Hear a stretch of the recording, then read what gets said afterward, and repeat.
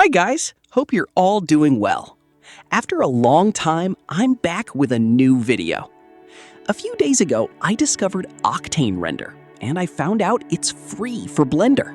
That made me curious, so I started exploring a lot of Octane artwork and renders online. I've always loved using Blender's Cycles render engine, but I have to say, Octane is by far one of the best render engines I've ever seen. The lighting, the realism really impressed me. So I decided to start learning it by following some tutorials and experimenting on my own. This project is one of my first Octane render tests in Blender. It's not meant to be a tutorial.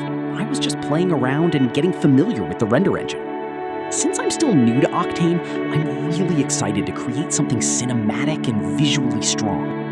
But with my current skill level, I'm not ready yet for highly ambitious sci-fi scenes or complex renders. That's why I decided to recreate a simple scene from Inception, the iconic totem spinner scene. It's simple, recognizable, and a perfect practice project for learning. So here's the time-lapse of how I made it. Hope you enjoy it, and thanks for watching. And in the future, I'll keep sharing my new projects, experiments, and test renders here on YouTube as I continue learning and improving. So stay tuned for more.